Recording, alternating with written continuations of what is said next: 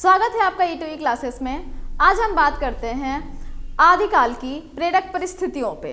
प्रेरक परिस्थितियां क्या है या इसकी पृष्ठभूमि क्या है, सवाल आपको कुछ किसी भी तरह से आ सकता है। शब्दों के जाल आप पर फेंके जाएंगे।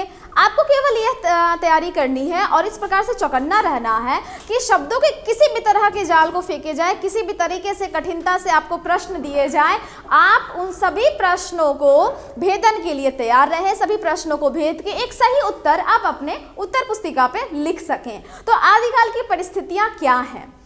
जब आदिकाल की समय सीमा निर्धारित की जा रही थी, इतिहास लेखन के विद्वानों ने यह निश्चित किया कि हिंदी साहित्य का जो पहला काल है वो आदिकाल शुरू हो रहा है इतने समय से, 7वीं शताब्दी से, या जो भी ईस्वी में आपने समय पढ़ रखा है। अगर आपने नहीं पढ़ा है तो आप हमारे प्लेलिस्ट में, इस चैनल के प्लेलिस्ट में जाकर आप वीडियो देख सकते हैं। तो आदिकाल के विभाजन और नामकरण की समस्या या फिर आदिकाल या पूरे हिंदी साहित्य में इतिहास लेखन की परंपरा, ये सब कुछ उपलब्ध है। तो जब विद्वानों के बीच यह संशय उत्पन्न हुआ कि आदिकाल की जो यह साहित्य हमें प्राप्त हो रही है, साहित्य धारा जो हमें मिल रही है, इसके पीछे वो कारण क्या थे, वो कारक चिन्ह क्या थे जिसकी वजह से इस तरह का साहित्य लिखा गया। और इस तरह के सवाल आपको हर युग से संबंधित विषय वस्तु पर जाकर निर्मित करने होंगे। अर्थात जब आप आदिकाल पढ़ें या भक्तिकाल पढ़ें या रीतिकाल या आधुनिक काल, आपको उस काल के अध्ययन से पहले उसकी प्रेरक परिस्थितियों पे, जो कि उसकी पृष्ठभूमि भी कह सकते हैं, वो बेस, वो आधार जिस पर वो साहित्य खड़ा हुआ, जिस पर उस साहित्य का सिंचन हुआ, तो उस कारण के तत्वों पर बात करनी होगी कि किन कारणों से इस तरह का साहित्य लिखा गया। अब इस कारण के पीछे क्या राजनीतिक हलचल का हाथ था, या सामाजिक स्थिति बिगड़ रही थी, बन रही थी, या उसका दबाव था, आर्थिक स्थिति का दबाव तो नहीं था, या सांस्कृतिक स्थितियां कैसी थी, या शैक्षिक स्तर क्या था। तो इन सारी बिंदुओं पे हम बात करते हैं परिस्थितियों के अंतर्गत, जिसे हम पृष्ठभूमि भी कहते हैं, जिसे प्रेरक तत्व भी कहते हैं। तो सवाल किसी भी तरह से आए, आपको एक ही उत्तर अपना तैयार रखना है, एक ब्रह्मास्त्र तैयार करके रखना है, जिसके माध्यम से आपकी नैया पार लग जाएगी। तो चलिए शुरू करते हैं आदिकाल की परिस्थितियां।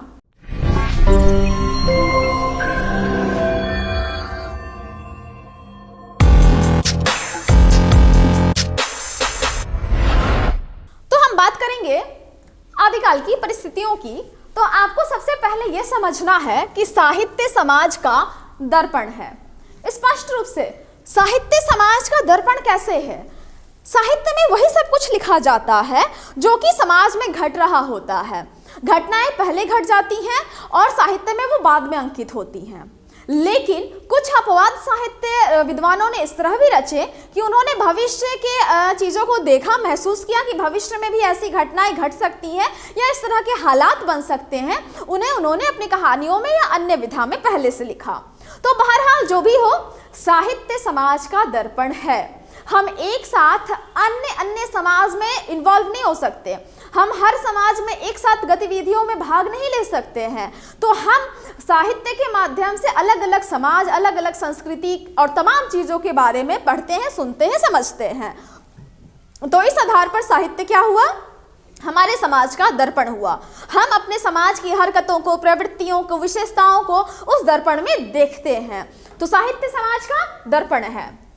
अतीत में घटित घटनाओं की जानकारी भी हमें साहित्य के माध्यम से ही होती है। स्पष्ट रखिएगा, चाहे वो अब देखिएगा, आप किसी भी विषय के विद्यार्थी हो, आपको राजनीति का अपना इतिहास मिलेगा। इतिहास तो खैर इतिहास का एक विषय होता ही है। भूगोल का भी अपना इतिहास मिलेगा, हिंदी साहित्य का भी अपना इतिहास है। तो बगैर इतिहास के कोई भी विषय हमारे जीवन में शामिल नहीं है। तो हर विषय का अपना एक अतीत होता है और उस अतीत की जानकारी प्राप्त करना हमारा मुख्य उद्देश्य है। आदिकालीन साहित्य हमें जिस रूप में और जिस प्रकार से उपलब्ध होता है, उसके पीछे बहुत सारे कारक छिपे हुए हैं। और उन कारकों में सबसे पहला बिंदु आता है राजनीतिक स्थिति का। राजनीति कैसी थी? और यही पहले क्यों आता है? क्योंकि जैसी राजा वैसी प्रजा, यह मुहावरा आपने बहुत सुना होगा। तो राजा की मनोदशा पर पूरी अर्थव्यवस्था, पूरा साम्राज्य, पूरा परिवेश जो है वो हिलोड़े खाता है। यानी उसके विचार बदलते हैं, उसके सोचने का ढंग बदलता है, सब कुछ राजा के आधार पर। तो पूरा इतिहास हमारा पलट के देख लेंगे, जो राजा जिस प्रवृत्ति का है पूरी प्रजा उसी हिसाब से चलती है। अगर विरोध में चलेगी तो फिर संघर्ष की स्थिति उत्पन्न होती है। तो जैसी राजा वैसी प्रजा, यही समझिए। इसी वजह से किसी भी युग के परिस्थितियों को यदि आप समझ रहे हैं, उस साहित्य के बीज को समझ रहे हैं, तो आपको आवश्यक है कि आप पहले राजनीतिक स्थिति की जानकारी लें। किस तरह के राजा थे, उनके शासनकाल में क्या क्या अच्छा हुआ, क्या क्या बुरा हुआ, और उससे प्रभावित होकर साहित्य लिखा जा रहा था। तो आपको मैं एक बार बता दूं कि आदिकाल का जो साहित्य है वो प्रमुखतः धार्मिक साहित्य, लौकिक साहित्य के रूप में विभाजित है। धार्मिक साहित्य में सिद्ध, नाथ, जैन साहित्य आता है। रासो साहित्य पूरी तरह से वीरता परक है, जिसमें श्रृंगार के भी रस आते हैं। एक लौकिक साहित्य भी है जो कि जिसमें अमीर खुसरो और विद्यापति की रचनाएं आती हैं, जो लोक जीवन से ज़्यादा निकट थे, जो दरबार से कम और लोक में ज़्यादा विश्वास रखते थे, उनकी भावनाओं को लिखते थे। तो आदिकाल में 3 तरह के साहित्य पाए जाते हैं। अब इस 3 तरह के साहित्य में बहुलता क्या है, कब किसका दबाव किस तरह से पड़ा, तो देखिए राजनीतिक स्थिति में आदिकाल की अवधि क्या है, 769 ईस्वी से 1418 ईस्वी, स्पष्टता। और मैं आपको पहले बता चुकी हूँ हिंदी साहित्य के काल विभाजन में कि आदिकाल का समय अलग अलग लोगों ने अलग अलग तरीके से माना है। अंततः डॉक्टर नगेंद्र जो है वो 7वीं शताब्दी से 14वीं शताब्दी मानते हैं। फिर भी एक ये मत तो आता ही है। तो आप यहाँ से अपने आंसर की शुरुआत कर सकते हैं, कोई दिक्कत नहीं है, क्योंकि एक आरंभिक बिंदु यही माना जाता है 769। तो इस काल की जो राजनीतिक परिस्थिति है, आपको यह नाम याद रखना होगा, वर्धन साम्राज्य। वर्धन साम्राज्य उस वक्त था, और आदिकाल की राजनीतिक परिस्थिति का जो आरंभ है वो वर्धन साम्राज्य के पतन से आरंभ होता है। अंतिम वर्धन सम्राट जो थे वो हर्षवर्धन थे। हो सकता है ऑब्जेक्टिव में पूछ दे, और ना भी पूछे तो आप अपने इस पॉइंट में तो लिखेंगे। तो आपको क्या याद रखना है, आदिकाल की राजनीतिक परिस्थिति हर्षवर्धन के मृत्यु से शुरू होती है, यानी वर्धन साम्राज्य उस वक्त था। और जैसे ही हर्षवर्धन की मृत्यु होती है, उत्तर भारत पर यवन आक्रमण आरंभ हो जाता है, यानी यवनों का आक्रमण शुरू हो जाता है। जब तक हर्षवर्धन थे तब तक तो चीज़ों को वो नियंत्रित करने की कोशिश कर रहे थे, स्पष्टतः। लेकिन जब वो नहीं रहे, युद्ध में वो विजयी मतलब वो वीरगति को प्राप्त कर लेते हैं, तो यवनों का आक्रमण शुरू हो जाता है और वो यहाँ की प्रजा पर, यहाँ की शासन पर हावी होना शुरू कर देते हैं। हर्षवर्धन ने दृढ़ता से उनका सामना किया, किंतु आक्रमणों की उस आंधी को वह रोक न सका, और हर्षवर्धन की मृत्यु उन्हें भारत की संगठित सत्ता के खंड खंड हो जाने की सूचना दी। यानी लोगों को हर्षवर्धन की मृत्यु से क्या पता चला कि भारत की जो संगठित सत्ता थी वह अब खंड खंड हो जाएगी, तो इसकी सूचना मिलती है। और वे राजपूत राज्य सामने आए जो निरंतर युद्धों की आग में जलते जलते अंततः विशाल इस्लाम साम्राज्य की नई नींव में समा जाते हैं। साम्राज्य की नींव यहाँ कर सकते हैं, नींव में समा गए, ठीक है, या साम्राज्य की यहाँ पर आंधी भी आप लिख सकते हैं, आंधी में समा जाते हैं। यानी कि जब हर्षवर्धन की मृत्यु होती है, ये बहुत बड़े प्रतापी राजा थे, तो इनकी मृत्यु के पश्चात जो छोटे छोटे राजवंशी थे, जो राजपूत थे, वो एकत्रित होकर लड़ने की तो कोशिश करते हैं, सामने भी आते हैं, लेकिन वो इस्लाम की आंधी में, जो कि यवनों के और चारों तरफ से अरब फारस तमाम जगह से आ रहे थे, उनकी आंधी में वो समाप्त हो जाते हैं। तो 8वीं शताब्दी से 15वीं शताब्दी तक भारतीय इतिहास की राजनीतिक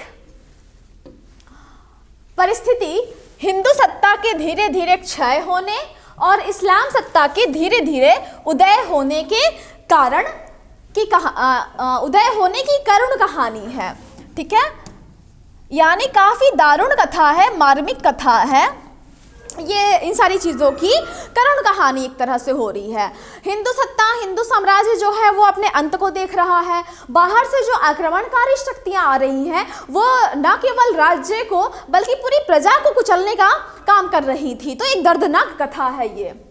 आदिकाल के इस युद्ध प्रभावित जीवन में यह ध्यान दीजिएगा, पूरा जो राजनीतिक स्थिति है वो उठापटक का है, जनजीवन पूरी तरह से परेशान है। अब सोचिए युद्ध की काल है तो कितने डर, कितनी विभीषिका, कितना तनाव रहता होगा हर व्यक्ति के मन में। तो युद्ध प्रभावित जीवन में कहीं भी संतुलन नहीं था। जनता पर विदेशी आक्रांताओं के अत्याचार के साथ साथ युद्धकामी देशी राजाओं के अत्याचार का क्रम भी जारी था और यह क्रम बढ़ता चला जा रहा था। यानी कि बाहर से तो आक्रमणकारी आ ही रहे थे, लेकिन यहाँ पर जो राजवंश थे ना, वो भी आपस में लड़ रहे थे और चाह रहे थे कि सत्ता मुझे मिल जाए और सत्ता पे मैं अड़ूर हो जाऊं, यानी एक दूसरे से ही लड़ रहे थे। यानी कि पूरे आदिकाल की जो राजनीतिक परिस्थिति है उसमें आप ये पॉइंट नोट भी कर सकते हैं कि यह गृह कलह की कहानी है, क्योंकि सारे राजवंशी आपस में लड़ रहे हैं। ठीक है, गृह कलह है।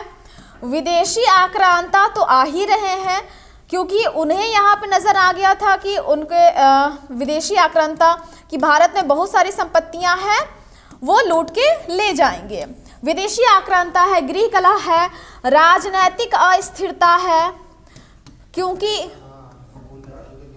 राजनैतिक स्थिरता मतलब कोई भी एक राजा इतना योग्य नहीं हुआ, राजनैतिक अस्थिरता, हाँ, इतना योग्य नहीं हुआ कोई भी राजा कि वो पूरी भारत भूमि को या अपनी प्रजा को संगठित कर सके। यहाँ पर आप डाल सकते हैं कि योग्य उत्तराधिकारी भी नहीं मिला उस वक्त भारत भूमि को, तो यहाँ इस जगह योग्य उत्तराधिकारी की भी समस्या होती है। अगर आप पॉइंट में जाना चाहें तो आप इस तरह से भी अंकन कर सकते हैं, योग्य उत्तराधिकारी की समस्या, क्योंकि सभी राजा आपस में लड़ रहे थे तो पूरी जनता जो है वो एक कलहपूर्ण वातावरण में थी। देखिए, वो परस्पर लड़ने लगे और प्रजा जो है वो पीड़ित होने लगी। अब पृथ्वीराज चौहान, जयचंद, इन सारी की कहानियाँ, परमृदि देव आदि की पारस्परिक लड़ाइयाँ अंतहीन कथाएं बनती चली गईं लोगों के बीच में। तो आदिकाल की जो राजनीतिक परिस्थिति है वो काफ़ी उठापटक की रही। अब इसे साहित्य कैसे उपजा? तो रासो साहित्य में आप पाएंगे पृथ्वीराज चौहान और उनकी ज़िंदगी पर आधारित कहानी है, जिस पृथ्वीराज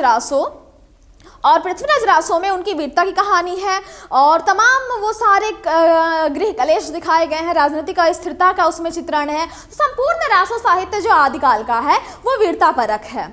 क्यों? उसमें राजवंशी और आक्रांताओं के बीच युद्ध की जानकारी है, बीच बीच में उसको सरस बनाने के लिए श्रृंगार रस दिया गया है, लेकिन मूलतः राजनीतिक स्थिरता की कहानी रासो साहित्य में मिलती है। अब बात करते हैं धार्मिक स्थिति की। जब राजनीतिक स्थिति में कलह होगा तो निश्चित रूप से धार्मिक स्थिति में उठापटक स्वाभाविक है। ईसा की 6ठी शताब्दी तक देश का धार्मिक वातावरण शांत था। यह ध्यान दीजिएगा, 6ठी शताब्दी तक शांति थी। विभिन्न धार्मिक संप्रदायों में परस्पर मेल जोल बढ़ने लगा। उसके बाद आप मान सकते हैं, चूंकि बहुत सारे जो लोग हैं अलग अलग जगह से आ रहे थे, तो विभिन्न धर्मों के विभिन्न धार्मिक संप्रदायों में परस्पर मेल जोल बढ़ने लगा। वैदिक यज्ञ, मूर्ति पूजा, जैन व बौद्ध उपासना पद्धतियां एक साथ चल रही थी आदिकाल में। किंतु ये सब 6ठी शताब्दी की कहानी है, किंतु 7वीं शताब्दी के साथ देश की धार्मिक परिस्थितियों में परिवर्तन आरंभ होना शुरू हो गया। क्यों? क्योंकि उस वक्त आक्रमणकारी हमारे देश में आने लगे थे और उन्हें रोकने के लिए केंद्र में कोई एक मजबूत किरदार, मजबूत व्यक्तित्व या उत्तराधिकारी भारत को प्राप्त नहीं हुआ। इस समय अलंबार और न्यंबार संत दक्षिण भारत से उत्तर भारत की ओर एक धार्मिक आंदोलन लाए। शिव को मानने वाले और विष्णु को मानने वाले आलवार और न्यंबार कहलाते हैं। 642 ईस्वी में जब ह्वेनसांग आता है और वह दक्षिण भारत की यात्रा करता है, तो वहाँ बौद्ध धर्म की वह पतन की स्थिति देखता है और दुखी हो जाता है। यानी ह्वेनसांग ने भी अपनी यात्रा वृतांत में यह जिक्र किया है कि उस वक्त किस तरह से भारत के जो धर्म थे वो अपने पतन की ओर उन्मुख थे। ठीक है, उसके बाद उत्तर भारत में भी इस समय तक यही प्रभाव रहा, यानी आलमबार और न्यंबार संत उत्तर भारत की ओर आ तो रहे थे लेकिन स्थिरता नहीं आ रही थी। वैष्णव मत इस समय अधिक प्रतिष्ठित नहीं था। क्यों नहीं था? क्योंकि जो आलमबार विष्णु और न्यंबार शिव को मानने वाले लोग थे, आपस में लड़ रहे थे। लड़ इसलिए रहे थे क्योंकि उनका यह मानना था कि शिव श्रेष्ठ है, विष्णु श्रेष्ठ है। तमाम ऐसे धार्मिक कहानियों में या फिर आप फिल्मों के माध्यम से पाएंगे कि उस वक्त शिव और विष्णु के जो भक्त थे, जो अनुयायी थे, वही लड़ते थे अपने इष्ट देव की सर्वोच्चता के लिए कि वो श्रेष्ठ है, वो श्रेष्ठ है। तो वैष्णव मत जो है ना, उस वक्त वो अधिक प्रतिष्ठित नहीं था क्योंकि शैव मत वाले लोग हावी थे। अतः जनता में क्या था, या तो जैन मत, जनता में या तो जैन मत सम्मान पा रहा था या फिर शैव मत। एक चीज यह भी कह सकते हैं कि वैदिक कर्मकांड की प्रक्रिया ब्राह्मणों ने इतनी जटिल कर दी थी कि लोगों का रुझान बौद्ध और जैन मत की तरफ हुआ था, क्योंकि वैदिक कर्मकांड या ब्राह्मणों की कट्टरता या उनकी जो शोषण की नीति थी, इस वजह से बौद्ध धर्म और जैन धर्म को एक जगह मिला और कि वो सारी परेशान जनता को दूसरी तरफ ले आ सके। ठीक है, तो यहाँ पर रुझान जैन मत की तरफ और शैव मत की तरफ आता है। परिणाम क्या हुआ कि शैव और जैन मत ही आपस में आगे बढ़ने की लालसा से टकराने लगे थे और 12वीं शताब्दी तक वैष्णव आंदोलन बाद में टकराने लगे। बाद में 12वीं शताब्दी तक वैष्णव आंदोलन तीव्र होने लगता है। तो 12वीं शताब्दी ही वो समय है, लगभग पूरा भक्ति काल जो है, उस वक्त जब भक्ति काल शुरू होता है ना, तब वैष्णव मत अपने पूरे चरम पर रहता है। लेकिन शुरुआत 12वीं शताब्दी से होती है जब आंदोलन तीव्र होने लगता है। और शैव आंदोलन ने भी नया रूप ले लिया था, वो भी अपने एक नए नए रूप में निकल कर आ रहे थे अपने अनुयायियों को आकर्षित करने के लिए। फलतः जैन मत के प्रचारकों की शक्ति जो है वो घटने लगी थी, यानी एक तरफ जैन एक तरफ शैव मत के लोग थे, बीच में वैष्णव आंदोलन जो है वो जोर पकड़ा, तो जैन मत की जो स्थिति थी वो घटने लगी जैन मत के प्रचारकों की। अब यहाँ पर देखिए, राजपूत अहिंसा मूलक मतों में विश्वास नहीं करते थे, क्योंकि राजपूत जो थे वो युद्ध प्रेमी हुआ करते थे, उनको अपने सीमाओं की रक्षा करनी होती थी, तो वो अहिंसा में विश्वास नहीं रखते थे। इसकी वजह से जैन मत के प्रचारक घटने लगे। और एक बात आप ध्यान रखिएगा, राजा की रुचि जिस धर्म में, जिस संप्रदाय में होती थी, तो उसी का बढ़ावा ज़्यादा मिलेगा। चूंकि अब राजपूत है, क्षत्रिय है, तो वो अपने अस्त्र शस्त्र त्याग करके बैठ जाए तो आक्रमणकारी उनके राज्य में हमला बोल देंगे, जिसकी वजह से जैन मत जो है वो थोड़ा कम फला फूला, क्योंकि वो अहिंसा का प्रचारक है और उन पर शैव मत का प्रभाव अधिक था। निश्चित रूप से वो शिव के भक्त इसलिए थे, शिव जो है वो तांडव करते हैं और शिव का मत है कि जब स्थितियां अधिक अनियंत्रित हो जाती हैं तो वो संहार करके फिर से उसको नियंत्रित करते हैं, तो अनबैलेंस सिचुएशन को वो कंट्रोल करते हैं। इसलिए राजपूतों का जो मत है वो शैव की तरफ अधिक झुकाव हो जा रहा था। तो वस्तुतः समस्त उत्तर भारत में धीरे धीरे शैव मत बौद्ध एवं स्मार्त प्रभावों को स्वीकार करता हुआ एक नया रूप लेने लगा था। समस्त उत्तर भारत बौद्ध धर्म भी अपना रूप बदल बदल कर अपनी जड़ें गहरी कर रहा था, वो अपने अनुयायियों को आकर्षित करने के लिए प्रयत्नशील था। उसी समय अब ये कैसे, बौद्ध धर्म दो भागों में बंटता है, हीनयान और महायान। तो बौद्ध धर्म भगवान बुद्ध के बाद, जब तक बुद्ध थे तब तक बौद्ध धर्म एक रूप में ही था, लेकिन जब वो नहीं रहे, जब वो निर्वाण प्राप्ति कर लेते हैं, उसके बाद उनके जो अनुयायी हैं वो दो विचारधारा में भटक जाते हैं। तो बौद्ध धर्म की जो मूल विचारधारा थी सात्विक रूप से, वो हीनयान शाखा की तरफ गई। दूसरी जो महायान आई, महायान शाखा में जो अनुयायी थे वो उपासना की सात्विक पद्धति को छोड़कर तामसिक पद्धति अपनाते थे। वामाचार की प्रक्रिया थी, तंत्र मंत्र, जादू टोने, इन सब के माध्यम से अपने आप को समाज के लोगों के बीच में थोड़ा महत्व प्रदान कराना, लोग मुझसे आकर्षित हो, लोग मेरे जादू को देख के वाह वाह करें, तो ये सब कुछ तंत्र मंत्र की क्रियाएं ज़्यादा करने लगे थे और वो वज्रयान कहलाते थे, कठोर साधना वगैरह करते थे। तो बौद्ध धर्म की जो दूसरी शाखा है महायान, उसी से सिद्ध साहित्य प्रकट होता है, उन्हीं अनुयायियों के माध्यम से, और फिर उसकी एक शाखा निकलती है नाथ साहित्य, जो कि फिर वापस आती है सात्विक साधना पद्धति पर, हठ योग के माध्यम से गोरखनाथ ने चलाया था। तो आपको ये पता होना चाहिए कि कैसे धार्मिक साहित्य से आदिकाल का जो धार्मिक साहित्य है सिद्धनाथ जैन, उसका प्रभाव या उसकी भावभूमि इस तरह से तैयार हो रही थी। तो उसकी महायान शाखा जो है बौद्ध की, जो कि बाद में इसी शाखा से सिद्ध साहित्य निकलता है, और फिर उसके विरोध में तांत्रिक वामाचार और इन सारी पद्धतियों को छोड़ के हठ योग के माध्यम से गोरखनाथ नाथ साहित्य लेकर आते हैं। तो ये लोग तंत्र मंत्र, जादू टोने, ध्यान धारणा आदि के अनेक प्रभाव से निम्न स्तर के हृदयों पर छाए हुए थे। इन्होंने ये कोशिश करते थे कि सभी लोगों के बीच में हम अपना वाहवाही लूटें। तो इस तरह से ये स्थितियां थी। तो कुल मिला के विभिन्न धर्मों के मूल रूप लुप्त होते चले जा रहे थे, पूरी तरह से लुप्त हो चले थे, क्योंकि समय के साथ, बदलाव के साथ वो अपनी मूल साधना पद्धति को छोड़ के बहुत सारे विषयों में भटक जा रहे थे तथा यह कहना कठिन हो गया था कि किसी भी धर्म की निश्चित साधना पद्धति का स्वरूप क्या है। इतना उनमें घालमेल हो चुका था ना कि यह स्थिति उत्पन्न हो गई। तात्पर्य क्या है कि आदिकाल की धार्मिक परिस्थितियां अत्यंत विषम और असंतुलित हैं। क्यों ना हो, क्योंकि एक तरफ इतने आक्रमण हो रहे हैं, जो भारतीय राजा थे वो आपस में लड़ रहे थे सत्ता के लिए, तो ऐसे में परेशान जनता कहाँ जाए, किसके शरण में जाए? तो वो जाती थी धर्म के शरण में, ईश्वर के शरण में। वहाँ जाती थी तो उसे वहाँ भी क्या मिलता था? प्रताड़ना। वो अनेक मतांतरों के बीच में उलझ जा रही थी, कभी कुछ निकल के सामने आ रहा था, कभी कुछ निकल के। तो इसकी वजह से बहुत स्थितियाँ जो है असंतुलित हुई, जिसका प्रभाव जनमानस पर क्या पड़ा? गहरा असंतोष, क्षोभ और भ्रम की स्थिति बन गई। और कवियों ने अपने रचनाओं से इसी मानसिक स्थिति के अनुसार अपनी रचनाओं में खंडन मंडन किया। नाथ साहित्य में जब गोरखनाथ आते हैं और वो देखते हैं कि तांत्रिक वामाचार पद्धति से हम स्थायित्व प्राप्त नहीं करेंगे, तो वो सात्विक पद्धति तुरंत लेकर आते हैं, हठ योग, वीरता और श्रृंगार का साहित्य लिखा जाने लगा इन सारी चीज़ों से।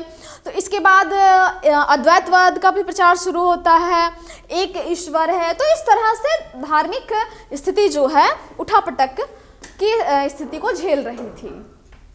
अब बात करते हैं सामाजिक स्थिति की। राजनैतिक और धार्मिक परिस्थितियों का देश की सामाजिक परिस्थिति पर बहुत गहरा असर पड़ रहा था। कैसे? जनता जो है शासन और धर्म दोनों तरफ से निराश्रित हो गई थी, उन्हें कहीं भी आश्रय नहीं मिल रहा था, और युद्धों के समय उसे बुरी तरह से पीसा जाता था, अलग अलग तरह कर लिए जाते थे। कोई आक्रांता आए और वो पूरे गांव के गांव मार दिया करते थे, सफाया कर देते थे। तो इस तरह से जनता अनेक तरह से परेशान हो रही थी। वह ईश्वर की ओर दौड़ती थी तो सर्वत्र उसे भ्रम मिलता था, असहायता की स्थिति हो गई थी, जाति पाति के जो बंधन है वो बहुत कड़े हो गए थे, छुआछूत, ऊंच नीच, ये सब कुछ ज़्यादा व्याप्त होने लगा था। ऐसा लगता था कि उच्च वर्ण के जो लोग हैं वो सेवा प्राप्त करने के लिए ही पैदा हुए थे। ऐसा लगता था कि वो बस सेवा प्राप्त करेंगे, ठीक है, और निर्धन वर्ग जो है वो मानो उच्च लोगों का सेवा करने के लिए, एक तो उच्च वर्ग सेवा प्राप्त करने के लिए पैदा हुआ है और निम्न वर्ग केवल सेवा करने के लिए, श्रम करने के लिए ही पैदा हुए हैं। इस तरह की जातिगत और सामाजिक स्थितियां जो है काफ़ी कठिन हो गई थी। नारियों की स्थिति यह थी कि वो मात्र भोग्या थी। सामान्य जन के लिए उस वक्त शिक्षा की कोई व्यवस्था नहीं थी। ये सब तब हो रहा था जब आदिकाल के समय में बाहरी आक्रांता जो है वो प्रवेश कर रहे थे और उनसे बचाव के चक्कर में समाज को सही दिशा देने वाला कोई नहीं था इन सारे मुद्दों पर सोचने के लिए। तो पहले शिक्षा की व्यवस्था होती थी, इसी समय शुरू हुआ कि पुस्तकालयों को जलाया जाए, जीवन यापन के साधन दुर्लभ होते जा रहे थे और लोग इसी का आधार लेकर भांति भांति की पूजा पाठ करते थे, तंत्र मंत्र करते थे, जब तब करते थे कि इस संकट से समाधान मिले। लेकिन लोग इन सब को करने के बावजूद अकाल, युद्ध और महामारियों के संकट से नहीं बच पाते थे। यह थी पूरी सामाजिक स्थिति। कितना उठापटक था।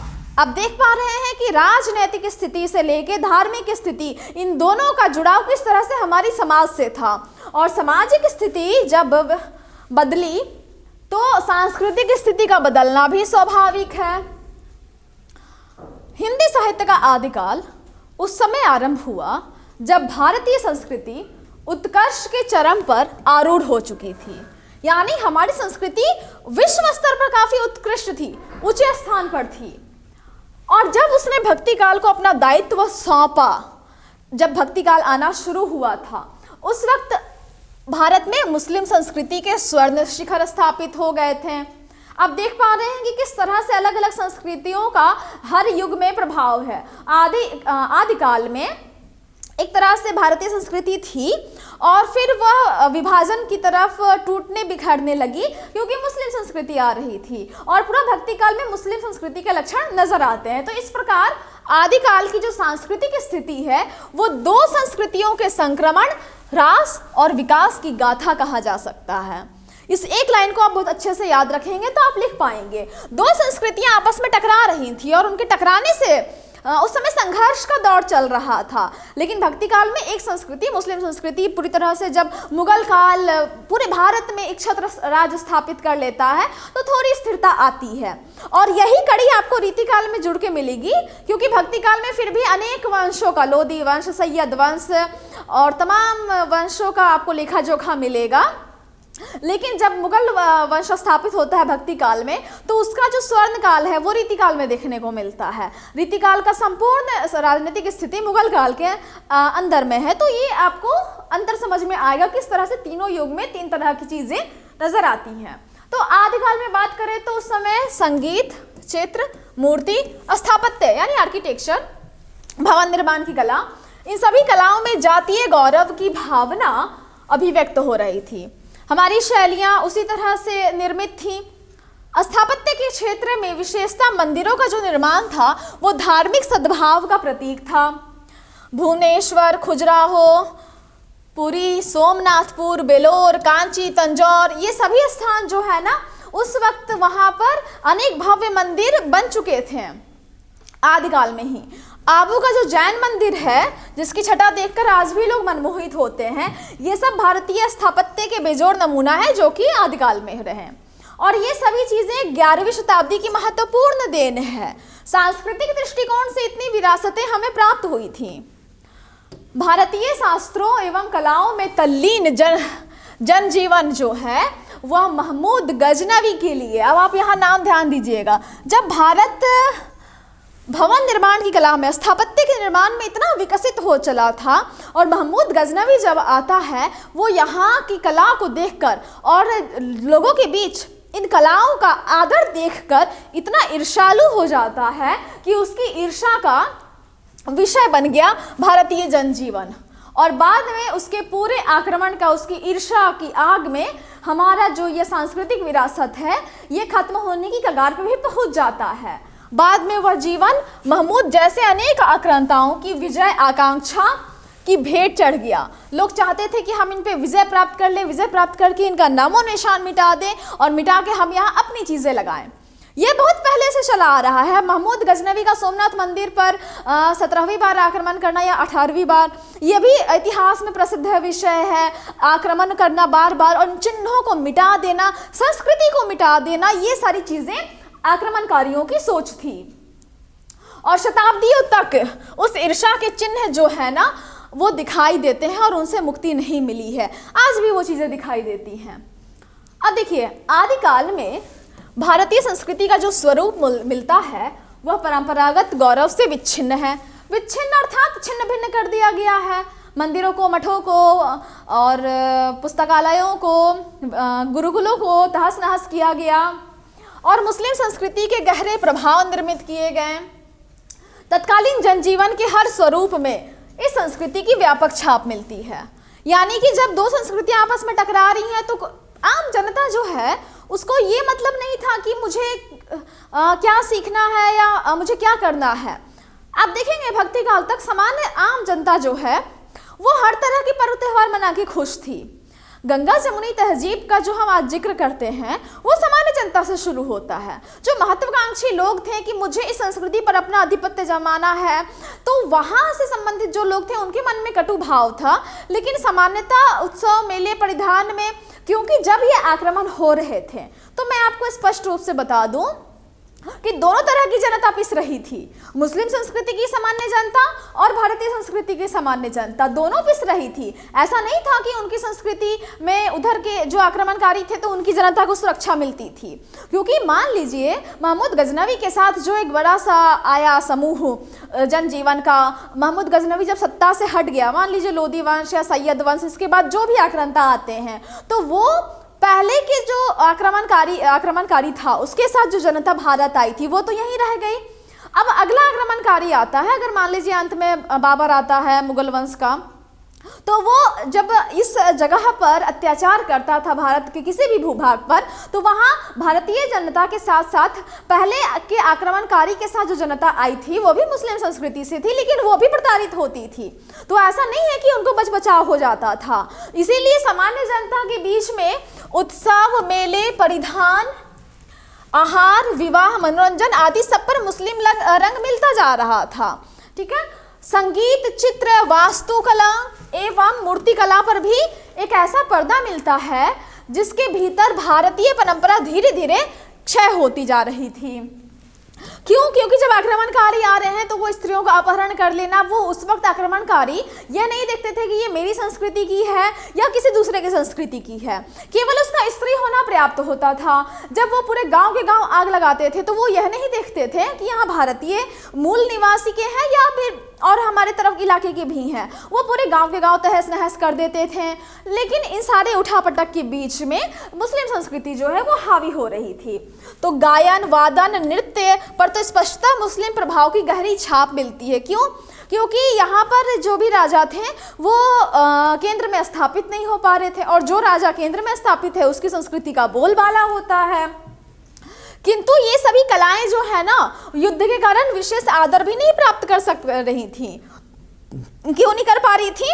क्योंकि जैसे ही सैयद वंश के आप आयु देख सकते हैं इतिहास में जाकर, इतिहास का मूलतः विषय है। लोदी वंश बहुत ही अल्पकाल रहा, गुलाम वंश बहुत अल्पकाल रहा।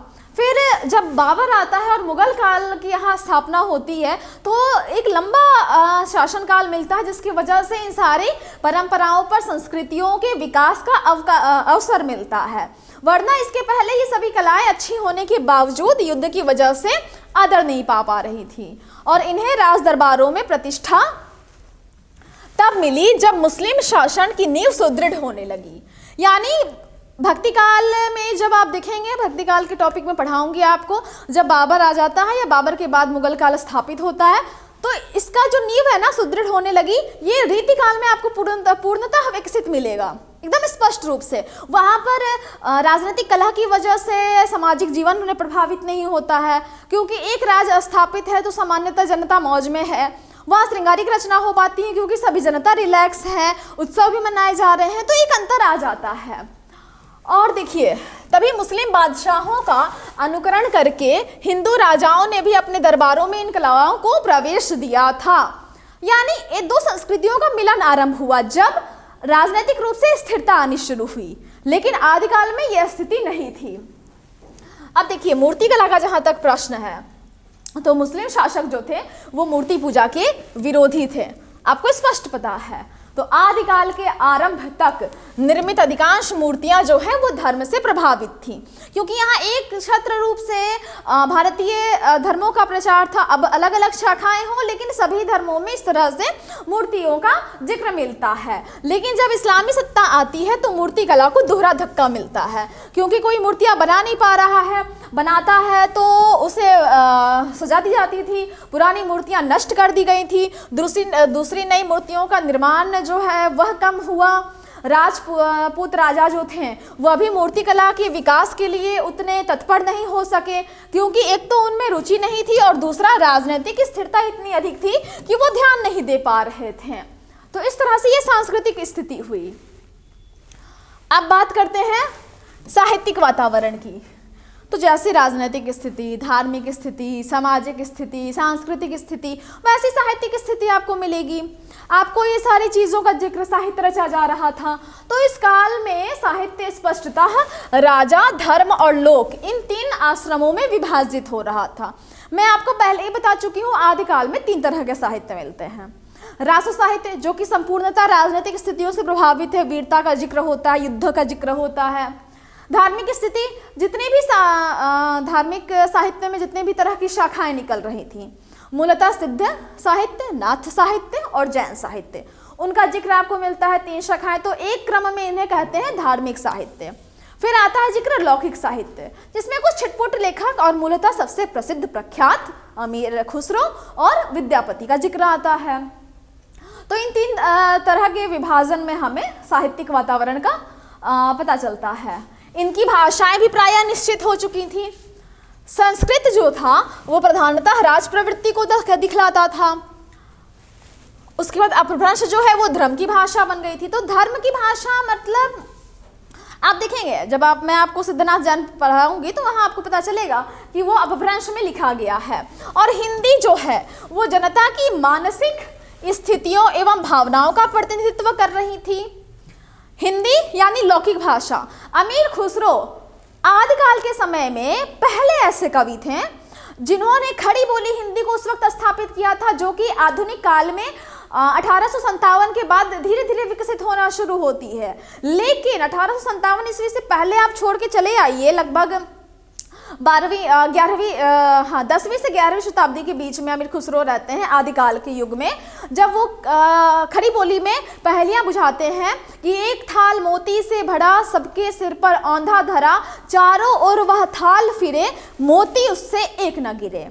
तो खड़ी बोली में इस तरह से वो लोग के मनोरंजन के लिए कविता और मुखरियां, पहेलियां लिख रहे थे। तो इस तरह से भाषाएं भी विकसित हो रही थी।